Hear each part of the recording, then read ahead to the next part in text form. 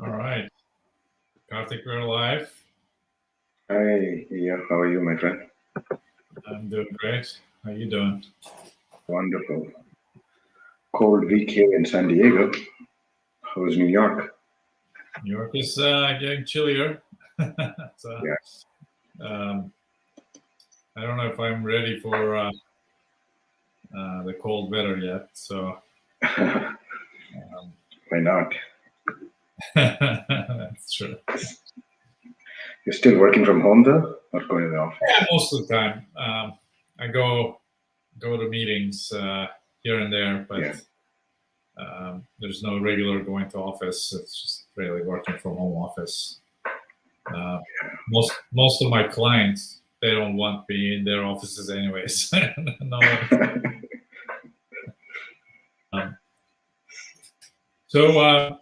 Welcome everyone to another weekly squeeze show.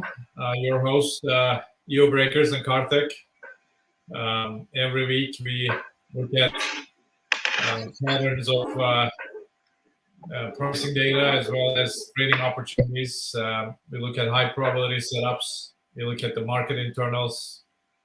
We look at both equity markets, options, as well as crypto. I love that we are starting our shows at 8 p.m. That's typically the weekly close for Bitcoin, and I always love to look at the where we closed and what it means for opening the new weekly candle on Bitcoin and where we're headed. Before I joined, it looked like we were going to pull back a little, but I can't wait to start with that. But here's the agenda. We'll start with Bitcoin, Ethereum, just a quick crypto review. And then we go to Karthik for his amazing week plan. I'm always curious about what he's thinking about the upcoming week. And then we go to Money Calendar. As you guys know, the last 10 years of price action and what does that tell us? And we look at kind of see if there's anything obvious that we should be taking a look at. Some of the really good ones were Goldman Sachs. I didn't get into, I got into that trade and got out with small profit. I wish I had stayed in. That thing really played out, Karthik. I know. And there are a couple others, but that's the one that's stuck with me because I haven't stayed in, all the way into the trading plan. So it tells you, you got to stick to your trading plan and not act emotionally. Now we look at the indices, and then perhaps if you guys comment on your specific stocks you would like us to look at, and we'll look at those. What do you think, Karthik? Sounds like a great plan. Let's rock and roll. All right, let me start with crypto. Share the screen. Let's take a look.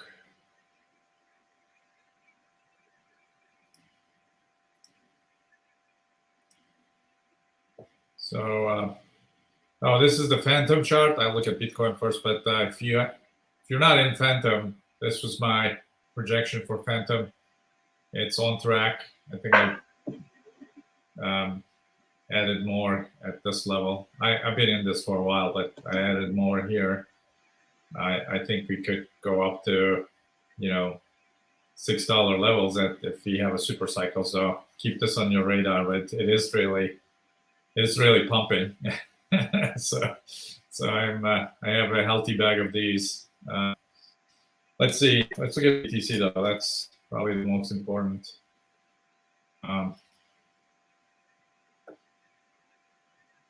So on a daily chart, as you guys can see, at Market Cypher, we had this red diamond.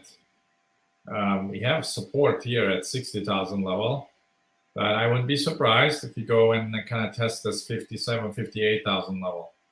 I would still be bullish. It's a nice pullback to really reload. If you guys know, like I had an immediate target of 85,000, 86,000 right here. That's coming from, I think, the weekly chart, if I'm not mistaken. We had a cup and handle formation on weekly. The target of this would be up here at 90K. but on daily, we're having a healthy pullback. So this is a buy the dip situation. Unless you break below 57K, then you may go back and kind of test support here of this triangle we broke out. Okay, I'm still very bullish until we see perhaps below 57,480, 58,000. We would be monitoring for a trend change, but still this is healthy pullback. We want to consolidate. We want the alts to pump while Bitcoin consolidates here. Okay, I do expect a lot of the altcoins to pump. If you guys are in the altcoins that I covered in the past, Phantom, Luna, VeChain, Polygon, Matic, coins like those are probably good ones. Also Algo and Polkadot, right? October is a Polkadot month, so a lot of good things going on in the dot ecosystem. So I would also consider that. So all of those, I do expect them to boom, especially if the Bitcoin decides to consolidate here, which would be great. Just want to look at the weekly close. So obviously the weekly, it would have been nice if we were above 62,400 for the weekly close. So we almost stayed inside the week. Right? So like stayed within the last weekly candle. It would be really important to see how kind of we, how this candle will form for the next couple of days. We want this candle to go up above. We'll see how this goes, but we do have a good structure. Seems like this, really. What is this level? It's like 65,000 is a big resistance, right? We have these wicks here, so we're gonna have to. So I would be surprised if we kind of hang around at this 61,000 level and consolidate. That would be good. Somewhere between 61 to 63K consolidation would be great. We could also do like I said, go back to 57, 58 and kind of consolidate under 61. But I prefer if we consolidate this week above 61. And then, as you guys know, the plan B predictions, right? There's if he ends up being right again this month, we should finish the month. We should finish October at 63K. So as you can see, the weekly squeeze fired on Bitcoin. So this will typically lead to perhaps a nice candle up here and then consolidate or consolidate immediately. Lately, the squeezes consolidates immediately. Once you get fired, it goes like some big momentum. But sometimes the fire, squeeze firing actually ends up being a little bit of cooling off of the previous momentum. So yeah, just didn't mean to interrupt you on Bitcoin. One thing that I do really want to share with you, Io, and probably with the team on Bitcoin. I was looking this weekend on the Larry Williams cycles. It looks like you see the 1025 a turning point in here. This red line is basically your turning point, and you could use this as your cycle turn to get long. I'm not really sure if after the introduction of the Bitcoin ETF last week, did it lose the mojo of upturn for the kind of the upcoming cycle turning right tomorrow, I think 1025, right? yeah. So I think pretty interesting. I think this may work out pretty well, right? So last week Yeah. was Bitcoin futures ETF. I really didn't expect any. It's obviously good news. It's covered everywhere and brings attention, but it's really Bitcoin futures ETF have no, if you ask me, no value to the ecosystem because they don't have to purchase the actual underlying asset. They just play the really price action futures ETF. We need the real ETF, which I think there are a few of them for November timeline, and I do expect decent pump going into November, and this timing might be great. We get this big pump in the next 2 weeks going into actual ETF, approval. And real ETF will bring money into purchasing of actual BTC, and that will have a positive impact. Yeah, I think somewhere I was reading this, I think yesterday or day before, I think yesterday, how the big boys now can control the price action in Bitcoin futures. I guess selling Bitcoin futures and buying the ETF, so they could kind of play, the market manipulation as they usually do. So the big boys could kind of play that game right now with this ETF and the futures. That could be kind of interesting to watch as we move forward with this Bitcoin trading Bitcoin. So Bitcoin futures ETF is always it's going to bring just the type of volatility that we don't want because Bitcoin already has volatility, but because of the price action related volatility. I think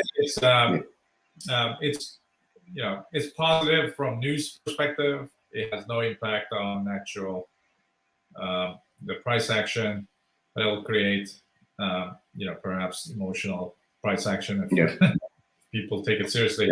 Real ETF, on the other hand, if big institutions get in and we have a real ETF approval and they have to allocate some, and that's going to actually take away Bitcoin from market, that is really, really bullish. That's when we might really pump to the 6-digit Bitcoin levels. Okay, interesting. Yeah. Let me talk about Ethereum very quick, and then I'll come back to you. Let's see. Ethereum is looking really good, guys. Look at the 4-hour squeeze forming up. Look at the green dot buy on market cipher. We have the DBSI, kind of buy signal actually. Its latest pullback was a buy signal on 4-hour. Let me see. Daily still shows like we could pull back. But still, what I like about it is the daily we have EMAs stacked up and the price action is above the EMAs. 4-hour came in and bounced off so we're still above the EMAs. Let me just do 2-day. 2-day squeeze fired, so consolidation. Most likely at this 4,000 level, we'll have some consolidation because of the squeeze firing.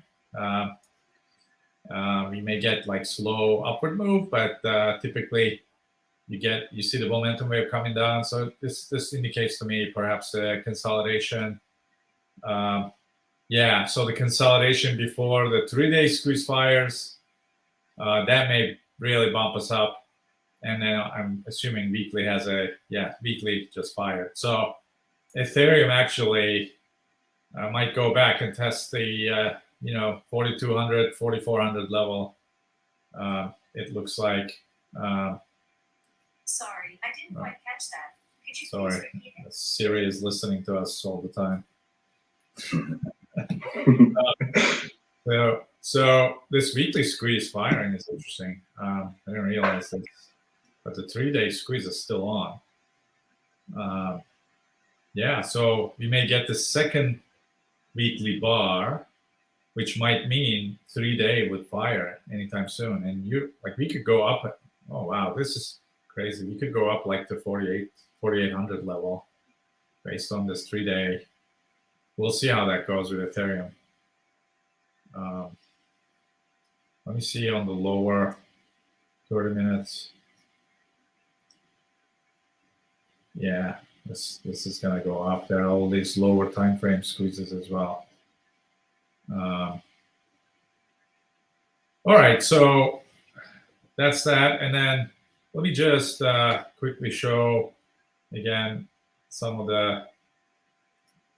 my favorite projects for you guys very quickly, and then I'll come back to Karthik for market commentary.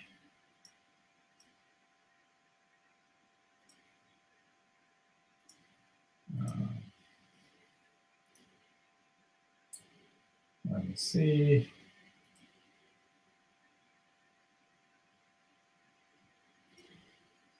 Where are my crypto bubbles?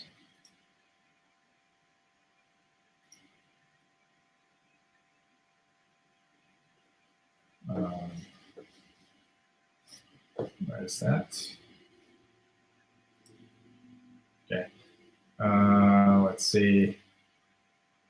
So as you can see, this is the daily Rune, Doge. If I hope you are keeping some on the side. This, typically with Bitcoin, I think it'll probably play along. Let me change this to weekly. See how it looks like. Yeah, if you guys look at, if you were with us for a while, I've been talking about Phantom, Solana, Rune I haven't talked about, but I missed this one. This still has a plenty of upside, but obviously it's week to date is like 67% up, so I would wait for it to pull back to get back in if you want. AVAX, Doge, Luna, these are some of the projects I always talk about. Link is a really nice setup. Link can go up to hundreds, I think, easily during the cycle. So let's look at the top 10. Solana looking really good. I have a price target of $1,000 for Solana in the near term, 500, but $1,000. Polkadot, one of my big holdings. Luna pulled back a little bit. I added some, so it's where I added right now. I think Chainlink has a really good setup, as I mentioned. Matic can, with all the adoption going on, Matic can go to $17, $16, $17, especially if we kind of experience a big Bitcoin super cycle. This has a lot of potential just because of the, around the layer 2 solutions. This is, I like Polygon a lot. So when I say Matic, they changed their name to Polygon, but that's what I'm referring to all the time. WeChain, I have a price target in the near term, 0.36. I think this thing can go to $1 in the super cycle. I have a bag of those always. Phantom, I'm very bullish on Phantom with the NFTs, and it's just a very well run project. Let me see what else I can share with you guys. Yeah, obviously PancakeSwap, Kusama, Harmony One. It already pumped a lot. I had Harmony long time ago at like 0.06 or something. I dumped this thing when I made when I made some money. I wish I had held it. That's kind of it. That's the crypto. I think here's my plan. We see some consolidation of Bitcoin before the next pump. We want some of the alts to catch up, and then Bitcoin pumps, altcoins will pump, really good projects will pump a lot, and then NFTs will pump. So make sure you guys are have some allocations in NFTs as well. Let me share with you. Let's take a look at the NFT market caps. I'll share with you guys some ideas there as well. Let's look at the stats, rankings. I'll give one more minute on this.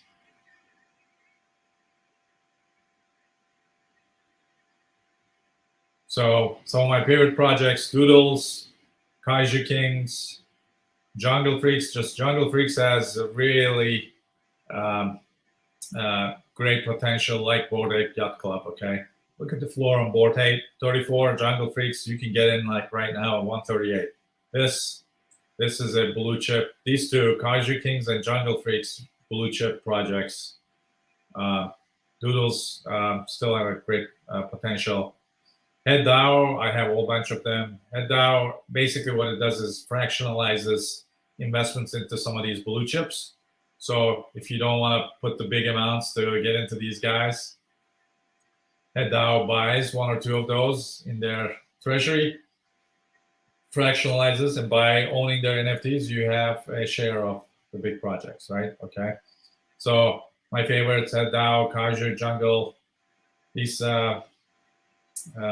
the Kaiju Kings, you basically, for every Genesis Kings, you are making about, if I remember correctly, their coin is radioactive waste, so R waste. So take a look at the value of R waste, but you basically make, I think, 5 R waste every day per Kings, and that's how it goes. CyberKongs and Party Degenerates, these are also really good projects. This thing went up a lot, so it's hard to get in now. The floor price on their Genesis Kongs are 100 ETH, and the baby Kongs are at 8 ETH. So if you had Genesis Kongs, you are basically making about 300K a year on just dividends. So your investment pays, close to 200K. I forgot, depending upon the banana coin that they get and the valuation of that. All right, that's the NFTs. Make sure you on the dips when NFTs go down like this. Make sure you take a shot at allocating some investments to these. Like I said, what I expect is Bitcoin to money flowing from Bitcoin to Ethereum, Ethereum to alts, alts to NFTs. So we'll finish the cycle and NFTs and big, you have 10x, 100x returns on NFTs possible, okay? Great. I mean, thank you for your update on the EO. I think this is good update on cryptos and NFTs. NFTs is pretty interesting. I'm keeping an eye on some of these things that you're kind of pointing at things out, but I am not in any NFTs yet, but we'll keep a watch on it. So maybe some potential. It has great potential, I think. Yeah. Yeah, think about it as when crypto first came out, not everybody was in it and understood, right? So it took a time for adoption to take place, and I'm telling you, NFTs will be the way we participate in the digital world, and everything around us will be digitized. So, the masses that they're not ready yet, because this is the early stages. Just the fact that someone is watching this show is already ahead of the pack. The fact that exactly. Dialogue and you're watching this show and you're learning about these projects, you will be ahead of 99% of the people. So this is really, really early discussion, and I'll share my journey with you guys. But this is how I got into Ethereum and Bitcoin, and I'm not an OG, but I was in Bitcoin when it was at $700. I was in Ethereum at $75. So I wasn't the earliest entry, but I was early enough, and I see the same type of potential in NFTs. So I'm allocating at least 5% of my portfolio in NFTs, slowly scaling up. It's really, again, I haven't fully completed the 5%, but I am going to get the 5% of allocation of my portfolio, especially if the alts pump and I cash out. I will park some of that into some of these really good projects that have potential utility tokens that have passive income potential in the future. I mean, over the weekend I was reading some news in India. A lot of movie actors are floating these coins. I should say for it, it's like an NFT. Basically, they're digital collectibles, right? Like their movie videos, songs, or I don't know, whatever. Like it's pretty interesting to watch. It's just starting in India right now, so as I kind of read those news. All right, Karthik. But no, thank. This stuff. Tell us about your plan for this week. What do you see in the economic calendar? Yeah, let's do it. You guys can see my screen, okay? So let's just take a quick look at some of the market events, guys. Welcome again. I guess like everybody else watching this week, big tech earnings. Since I'm just mostly focused on trading NQ, so this is all the big guys report this week. Keep a close watch on the timing and when they report.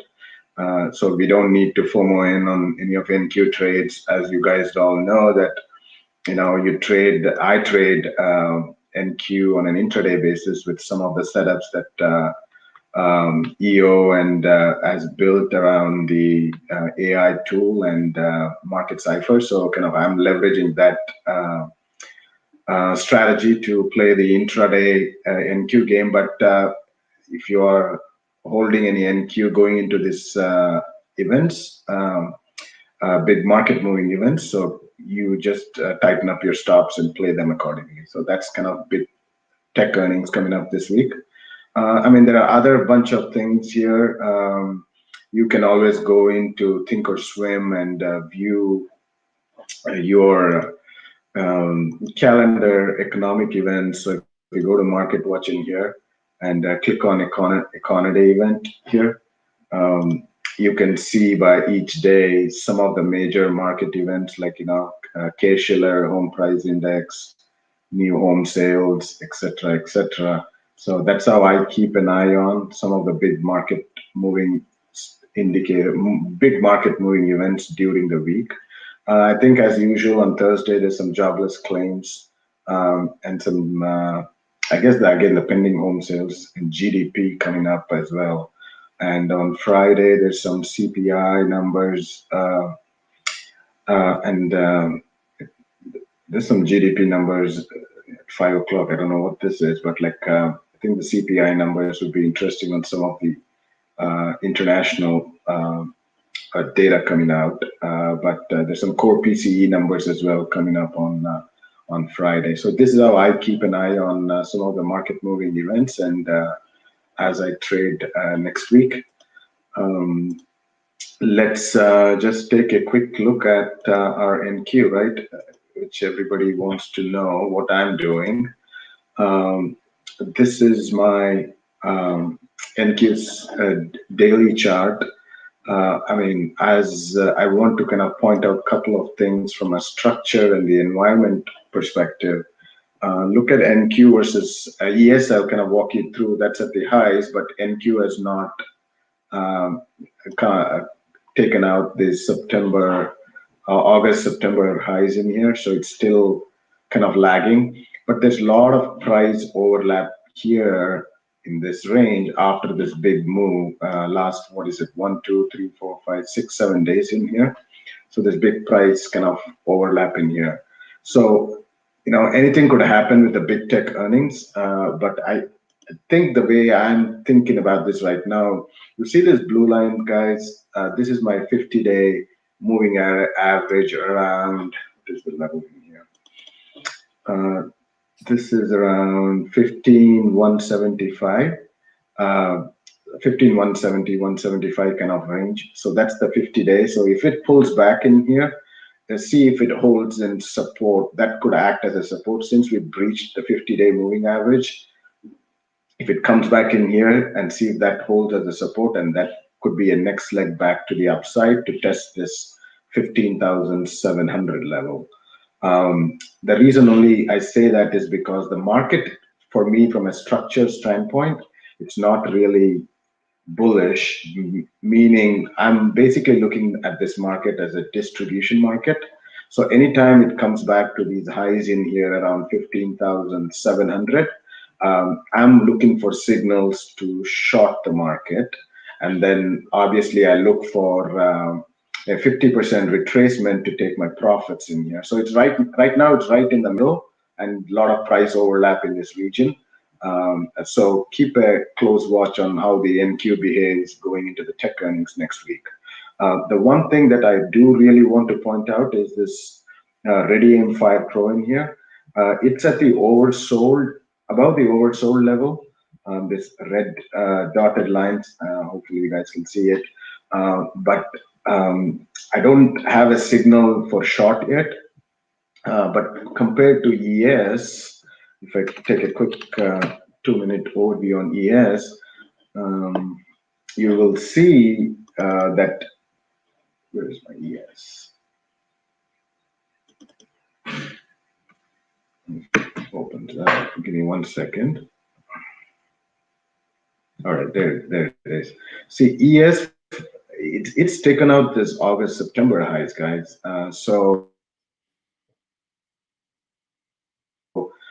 ES, because of the financials, I think when I share, you guys will see which sector is bullish. So, but the financials basically are the S&P 500, take out. That's my take on this. But you see the Ready Aim Fire, for example, you have an aim. I'm just waiting for like a signal, like an arrow mark here, the magenta arrow, something similar to this in here, to get my sell signal. I don't have it yet, but I don't really trade ES that often, but could be a potential sell signal back to, say, the 50-day moving average around 44.40, somewhere around that range is probably, I look for some good support in here to hold the ES. So with that said, just take a quick look at the one standard deviation move in the indices. NQ, you're expecting a 328-point move either to the upside or to the downside. So I'll share this with you guys, but keep an eye on this high around 15,652 and 15,000 on the low side. So that's on NQ, and then ES expect a range of around 100 points for the upcoming week. That's the one standard deviation move. There's a couple of things I think for index sentiment I want to cover here. Let's look at NQ first, right? I mean, we talk about this every week. You see how this level was bought up pretty well, the oversold level. This is the buy zone. The green is the buy zone level, and then the red is the overbought and oversold. And it's pretty obvious how they literally buy every time they hit the sentiment levels. They buy this back. I think I should pay serious attention to actually getting more long when these zones come into attention.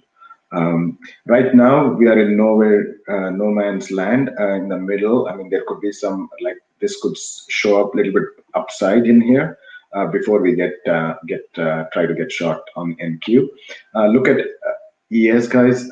S&P is like close to the sell zone in here, right around 78 level. The numbers in here are disclosed for you guys. So those are my sector sentiment. I mean, there's a couple of things. I mean, crude, I don't know how many of you guys trade crude, but it's been overbought like for a while. Looks like there's little pullback.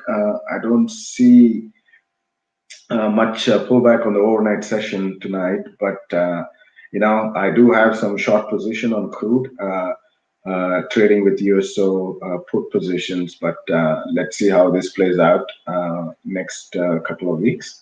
That's on crude. This is gold. I mean, like, it's tough to trade gold, guys, but I think if you're watching the sentiment level, we are almost to the sell zone in here on the gold. So that's those 3 to 4 markets that I kind of pay attention to on a weekly basis. One thing before I jump into the seasonality is the tactical sentiment, which I kind of brought to your attention last week, was a perfect sell zone right in here. I mean, did we pull back? Yes. So the market went sideways, as you guys noted on NQ, and the ES. So this looks like a good levels to watch, or the good indicator, or as from a sentiment standpoint to watch for any pullback into these zones or in the upper sell zone to kind of make a potential sentiment indicator and potential trade accordingly if you want to trade using the tactical sentiment. I just want to jump into seasonality, guys. I think I shared this chart with you maybe a couple of weeks back. I can't remember. But you see what happens in next, maybe next week, right? I mean, you see some, this is the Goldman Seasonality, 1985 to 2019, and obviously it excludes the 2008 data. But you see there's some, you could expect some pullback into going into the month end, and then I guess it's straight back in, up to the upside going into year end. Would like to see what our friend EO sees on the money calendar. Maybe any pullback, we buy this and sit tight and hang on to it. So that's the seasonality. And the last thing, let's see here, my sector seasonality. I should not say seasonality. I'll come back to the sector seasonality in a second, but this is the sector sentiment. Let me blow this up for you guys so you guys can see. I mean, we have been watching this for a few weeks now, right? Look at materials, right at the buy zone, back to the sell zone. So, you know, biotech, buy zone into the neutral territory here. So, you know, I mean, I'm watching some of these things, but I'm not really playing XLB or anything like that. But I do look at some of the bigger things like consumer discretionary, which is Tesla and Amazon. I mean, this never got to this over sold level, but like, you know, right now with Tesla and Amazon, it's right sitting at the sell zone right in here on XLY. XLE, I mean, it's been in the sell zone for quite a while, so that could be interesting if we get any pullback. We talked about XLF as well, and then that's moved from almost to the over sold level back to the overbought level, I should say, right? I mean, it's almost in there. Same thing with healthcare and biotech, back to the neutral territory. XLI could be interesting for a short, which I do have short in XLI. I probably got in a little bit earlier than what this indicator is telling me, but this could be interesting playing here. I mean, semiconductors, we talked about, XLK we talked about, right? I mean, I don't know here if you remember, I said, let's buy and look at some of the NVIDIA and a bunch of other stocks in the semiconductors. And then the XLK, which is your Apple and Microsoft, that jumped up from this level as well, and now at the overbought, close to the overbought level. So this is my sector sentiment. The last thing I want to cover in today's session, I'll take any other questions you guys may have. If you give me one sec. Oops, all right, there we go. This is the market and sector seasonality for the upcoming week. This is based on the 10 years of data. 10 years of data.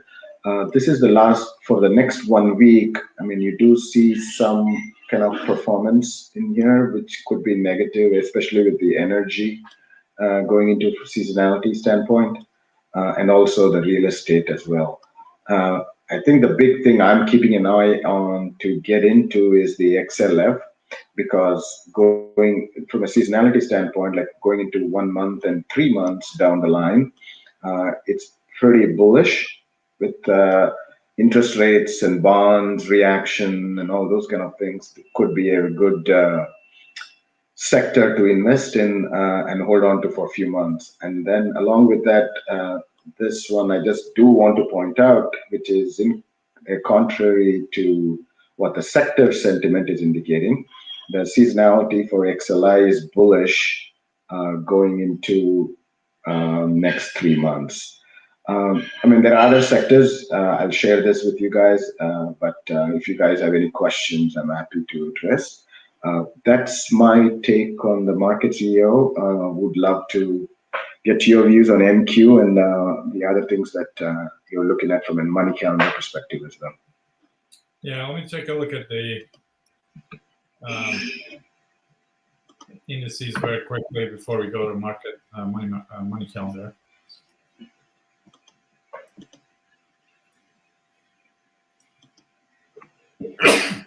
Excuse me. I like starting with the higher time frames. Let's look at NQ. Excuse me. Oh.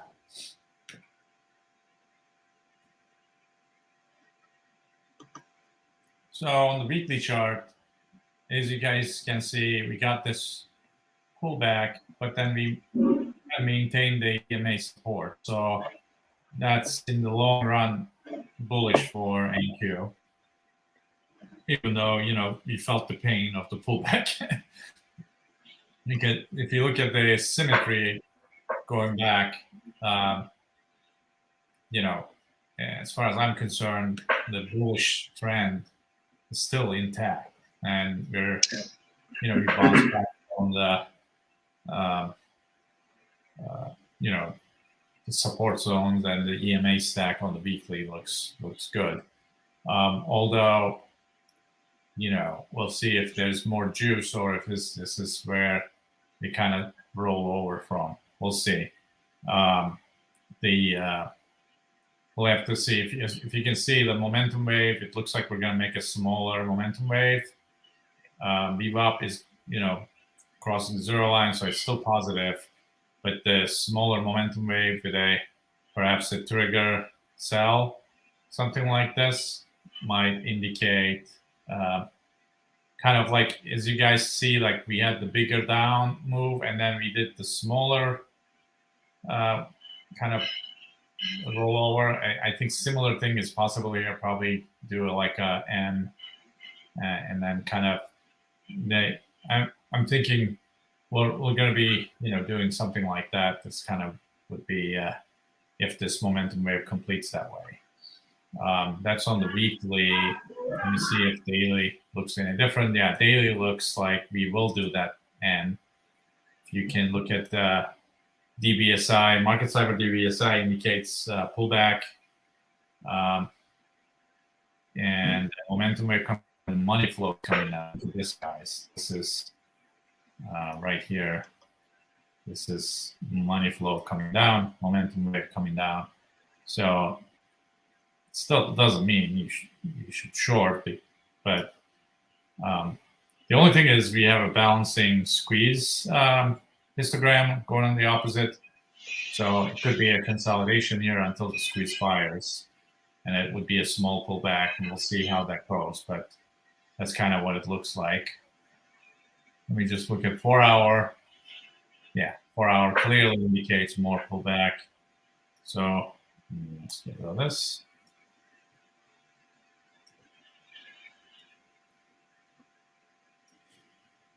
Yeah, I wouldn't be surprised if we kind of come down to 15, 270 level, perhaps go down and test, you know, these lower levels. But, you know, anything above 15,271 is bullish, because it would be bouncing off here.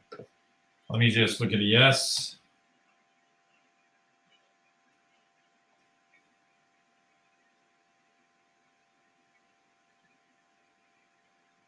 Let's start with weekly. Again, guys, I know market looks like pulling back a lot, but this is still maintaining. You asked me a bullish trend line. This bounce back from here actually makes it bullish again. If we we were kind of breaking down and staying on the weekly down and breaking down the EMA stack, then I would have gotten bearish. But there's nothing bearish about this chart. Keep saying this. Perhaps again, the similar setup. We are making a small momentum wave. Perhaps we'll have strong resistance here at the 45, 49, 45, 50 level, and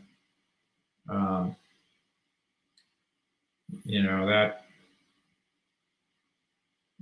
that could be basically the turning point. I still need to see smaller waves coming back to back, breaking of the EMA stack for me to be bearish. Let me see, daily. Yeah, daily indicates a pullback. So this week we may have some pullback, Karthik. So yeah, 4 hour also indicates a pullback. That's based on market cipher. So red dot sells, DBSI negative, VWAP crossing below 4 hours. So we'll have perhaps a few days of a pullback and test the support zones of this EMA stack.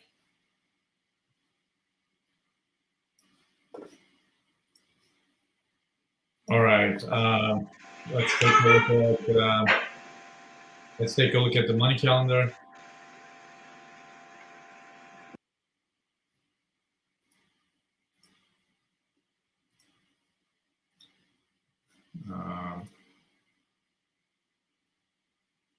Where's the money calendar?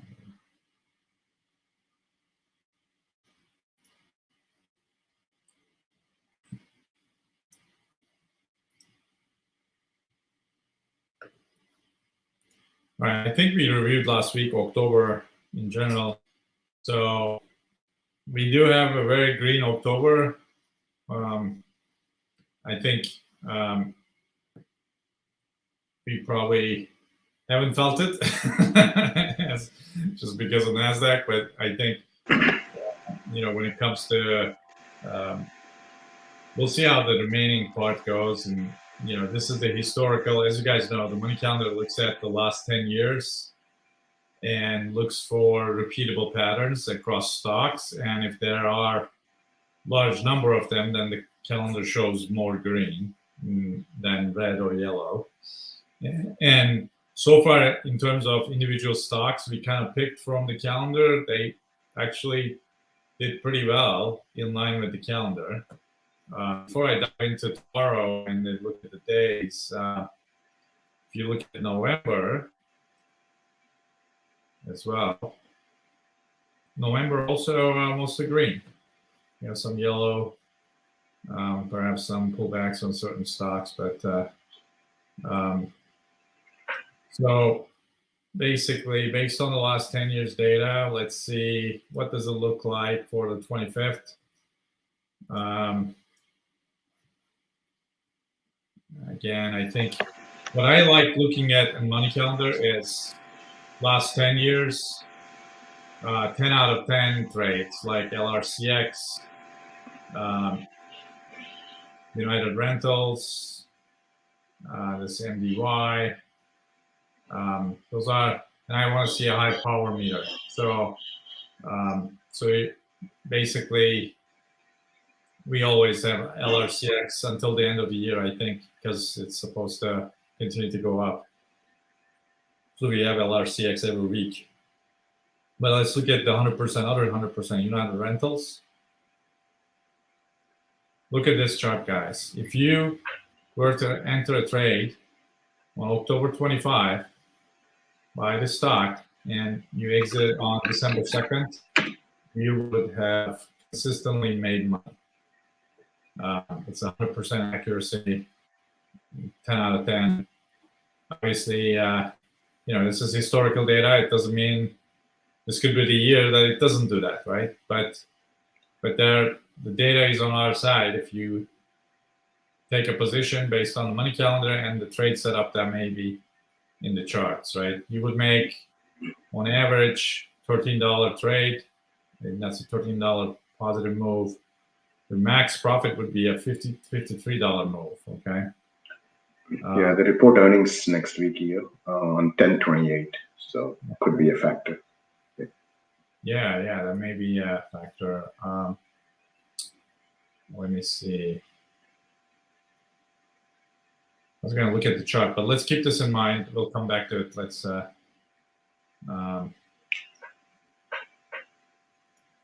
we'll come back to it. So URI, we'll look at the chart. I want to look at and find other 100%. 25th, 26th, 90, 100%. URI still on.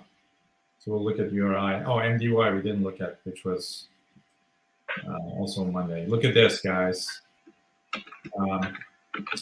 MDY is the Spider S&P mid caps. Okay, so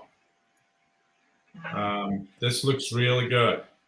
So if you were to enter MDY tomorrow or Tuesday and exit on November 30th, on average, you would make $9.50 and your max profit would be 38. So we should look at MDY. This is the type of chart I like on Money Calendar. And also the fact that it's a spider index, right? So it'd be good to look at. That's 100% trade. So, and then Costco. Costco is on 100% as well. Yeah, it's not bad. So we should look at Costco as well. So URI, MDY, Costco.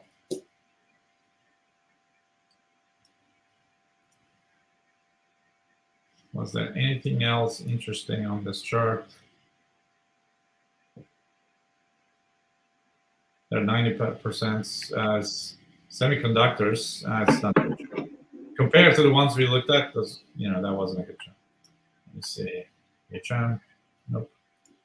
All right, let's keep going. Let's look at the 100%. I like the, especially these days, I want the odds on our favor more often than not. Okay, so the other 100% here. URI still, MDY, Accenture. What is NSC?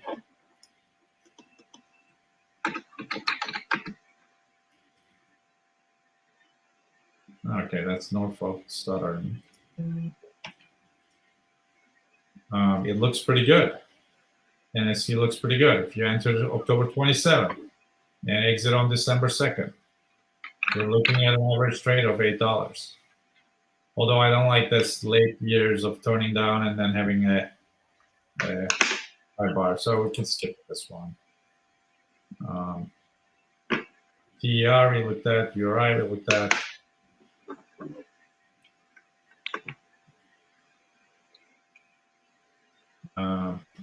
AAZO. Yeah, I don't like this chart.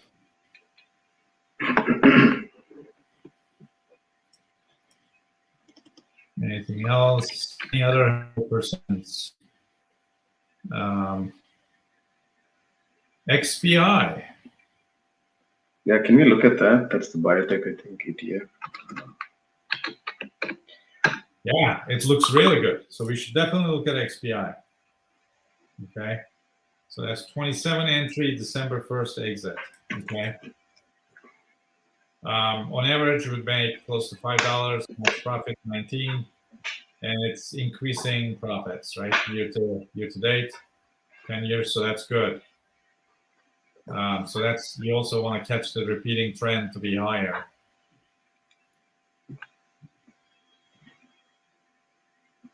So look at XPI as well. Just want to look at, was that 27, 28?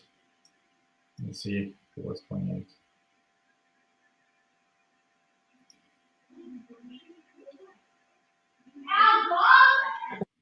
I don't know why this is not working.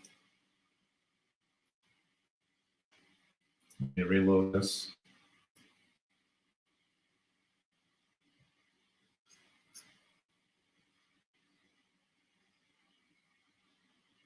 Something is going on. It's kind of slow.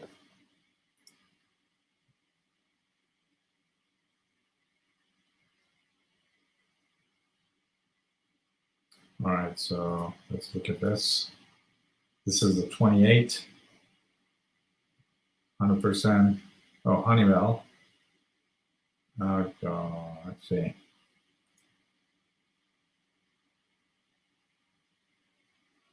Okay, this is not a good chart because you have a skew that kind of messes up the averages. You don't want that. Oh wow, they have some problem with their website.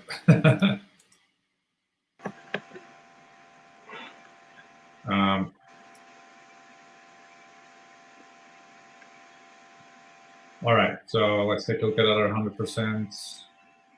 What is Algo? This is 8. Broadcom. Yeah. This looks good. Another one. Okay. So if you enter the trade October 28th, exited November 8th, it's actually a pretty short trade. 8-day duration, you make on average $8. Max profit 32. We should definitely take a look at this. Just curious.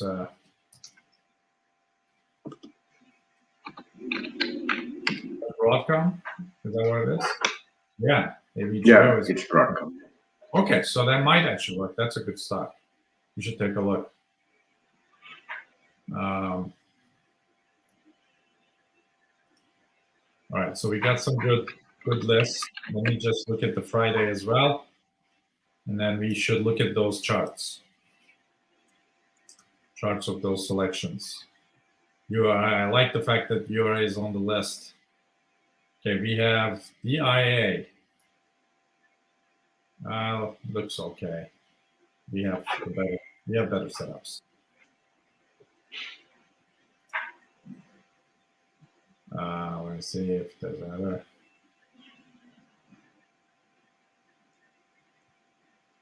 This is Garmin. Looks okay. It's not probably worth our time.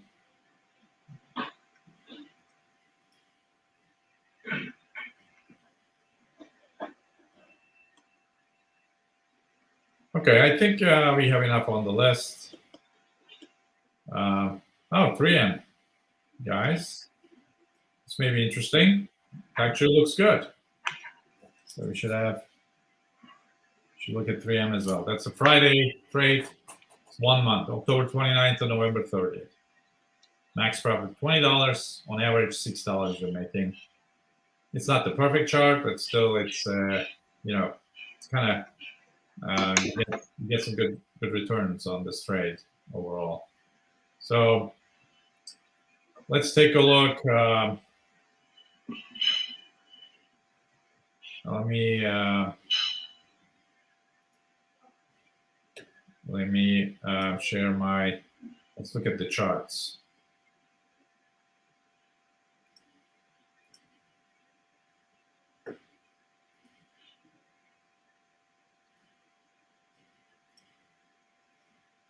All right, what did I say first? So we can start with URI, right? URI, let's see. You should take a look as well, Karthik, at the same time. Yeah. I might. So URI, United Rentals. Let's see the weekly chart. Weekly chart, bullish guys. Look at the weekly squeeze. This is the weekly squeeze session, and we have a weekly squeeze on United Rentals, guys. And the histogram is going in the right way. Money flow is positive. We actually have VWAP crossing zero line. So that means at the very least, we have this week, minimum, it's going to go up, possibly, and the green dot. EMA is all stacked up. This is the type of setup I like for the bullish setups. And so weekly is, let me see, 3 day. 3 days bullish and orange dot squeeze. 2 day bullish, orange dot squeeze. Oh my God, we should take a look at this. Red dot squeeze on daily. So there's daily squeeze and earnings coming up. So 27th. How did it behave in previous earnings? So on this earning, it got, see, after earnings, we may have a buy opportunity. So we should take a look at this. So it pulled back in previously. Let me see how it operated here. Yeah, you had a pullback here as well. You see this long wick? Yeah. So it closed above it. If we had right after earnings, we get these long wicks like here as well. Those are buy the dips on United Rentals. So at least last two earnings it did that. Look at this, guys. Same thing. So on the earnings, let me see if it did same here. Yeah. So on the earnings, it gives you these like big dips. It gets some sell-off. Almost like all the ones I looked at so far. Look at this. Same thing. 2 days of pullback after earnings. Yeah, I agree. I mean, I think we should buy on any dips to 350 level on URI. But I will not be trading before the earnings, but I'll wait for the earnings to be released. And if it pulls back to the 350 level, which is I think it's pretty close to the my October point of control, 350, and also close to the 50 SMA right there. So if you see 50 SMA has held a pretty good support for last 3-4 months, I think I would entertain to the long side after their earnings. I agree with you. I think looking at the after reaction to the after earnings is bullish, and I think we should get long with confirming with the market your readings as well from a money calendar perspective. Yeah. Let's look at MDY. We may have perspectives on this. This is an index, right? This is a mid cap trust. It's also in squeeze. Let me see if there's a weekly squeeze. Yeah, there's a weekly orange dot squeeze, guys. And look at this EMA stacked up. DBSI is also, and we have a green dot buy, momentum wave going up, view up is going up on weekly. I like these types of weekly confirming buy zone on mid cap. All the smaller time frames, green, daily DBSI is positive, squeeze is firing to the upside. You may get a pullback a little bit because of this daily momentum wave turning, but this would be a good buy at $500.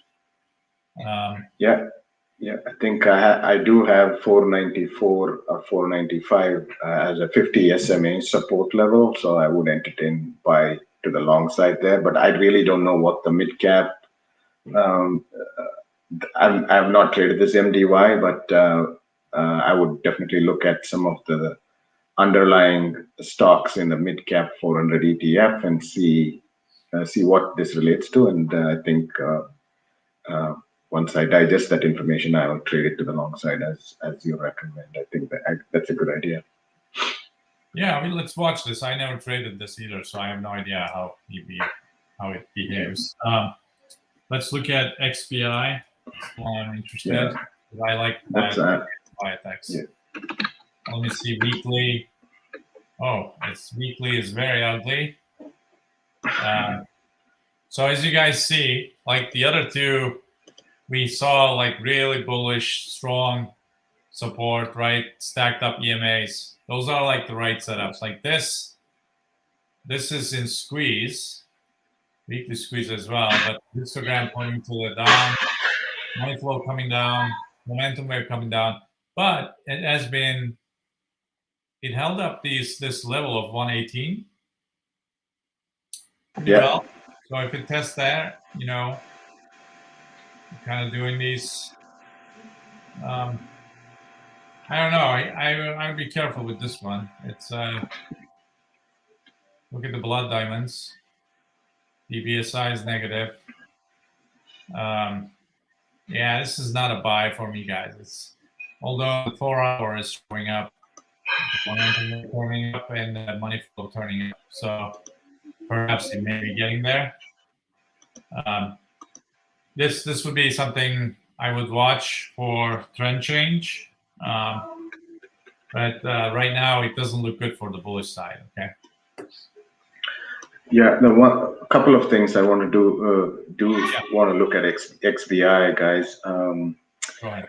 Let's just share my screen in here so I can show you what I'm looking at. I agree with EO in terms of how the charts looks like, but I think we could be, as EO said, I think anywhere between like a 118 to 120 level right in here could be a buy, and probably we want to sell around 130 as well. So I mean, there could be a move in here for a 10-point move once it pulls back. Yeah, the chart is pretty flat, and I mean, if you go back and look at it, it's like I don't know, like it's kind of sideways for last 6 months, right? So I would consider this as the oversold level and buy in here. There's some Darvish support in here, Darvish box support, and then I don't know if 135 gets in here, but I think at least you get to the midpoint somewhere around 128, 129, 130 region, and then you could kind of sell off. So if you want to play a reversion to the mean type of trade, buy around 120, 118, 120 level and sell around 130, 130-ish kind of number is the way I would play it. I think the ready aim fire is, I think it's the do signal is signaling to the long side. But I think if you get some market downside next week, I would agree with the money calendar. Maybe there could be a potential spread trade in there from a call debit spread kind of situation. Karthik, do you want to take a look at AVGO? That's a Broadcom and 3M. Yeah, I will. Let's look at Broadcom first. This is, I think this is kind of, it's at the highs right now with all the supply chain constraints. Do I buy it here?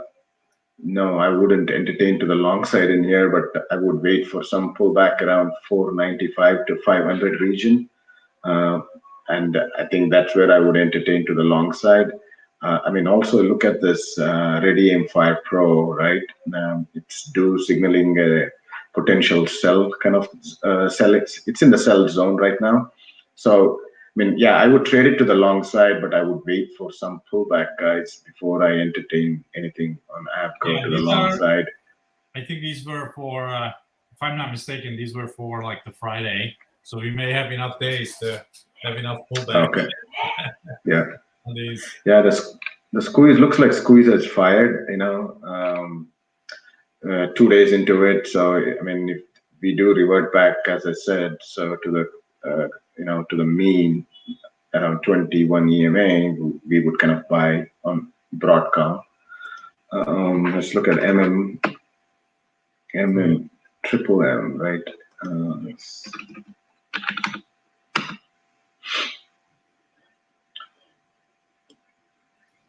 All right. This is, again, I mean, the earnings coming up on 26th, which is Tuesday.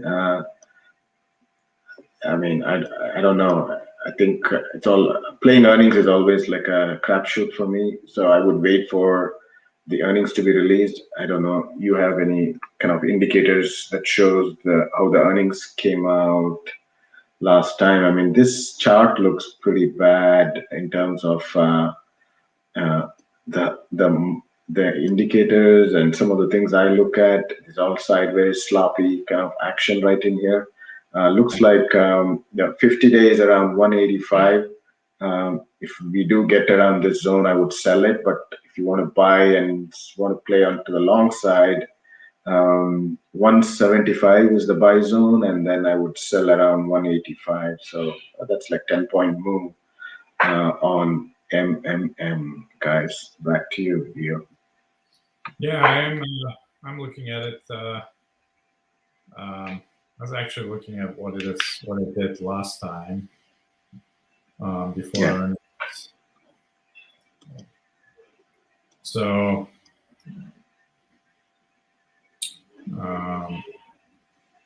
it's mixed action as far I Yeah. can say. I think. So before earnings, it pulls back a little, not little, but it pulls back before earnings. Here it pulled back, but it is coming up. Interesting. Okay. Yeah, I agree with you. I think we wait till the earnings happen, and then this could be longed because of the weekly chart. Weekly chart looks good. It not from the perspective of it. Weekly chart indicates reversal. I'm looking at I'll show you guys. So I don't like below EMA stacks, but the market cipher really helps to catch some of the reversals. And look at this. Yeah. We have a momentum wave turning, green dot buy, VWAP crossing, zero line. We have the money flow in the green. Although I'd like it to be, going from red to green, that would have been much better. But DBSI here gives a little comfort. We have the high and lows. 19-1 is pretty good. That means that on the weekly chart, we have at least reversion to mean type of move coming. So you at least have a good 9-point move to the upside. That's on the weekly. Daily still indicates potential pullback, but the money flow is turning positive. So you probably consolidate here before the earnings, and perhaps it jumps off after the earnings. But I would wait till the earnings happen and the direction confirmed. But this feels like it's going to make, on the daily chart, it's going to make this W. So you get a smaller, kind of like this. If I show you guys, it'll be like something like this, and then it goes up. That's possible based on the setup with the squeezes. So I think that's it for tonight. We spent good hour, 15 minutes. Karthik, anything else you want to cover? No, I mean, I don't know if folks who joined late have any questions that we could address. If not, we could wrap this up. I think just one thing that I want to say is if you're trading NQ, just beware of the tech earnings. We don't have to FOMO in. We'll definitely get opportunities after they release their earnings. We could play the game accordingly. So just be cautious on the tech earnings, guys. That's kind of my conclusion on today's session. Yeah. Perfect, Karthik. Thank you guys for joining. Really appreciate the collaboration I have with Karthik, and it always allows me to be ready for the week. Let's make good money this week as well. Make sure stay close to the crypto as well. Like we're still in a really good cycle in crypto next 2 months. A lot of money to be made there, and then I think during that time frame we get I don't know what we'll get in stock market, but crypto definitely has some bullish opportunities, significant gains possible. It's like once in every 4 years that it happens, guys, this way. And we have strong adoption and fundamentals. And if we get 1 or 2 Bitcoin ETFs, not future ETFs, but the real Bitcoin ETFs approved in November, we could see a serious pump in the market, the crypto side, and that adoption really excites me. So these are exciting times. With that, we'll call it a night. Thank you, Karthik. All right. Thank you, and thank you, everybody. Yeah. Take care.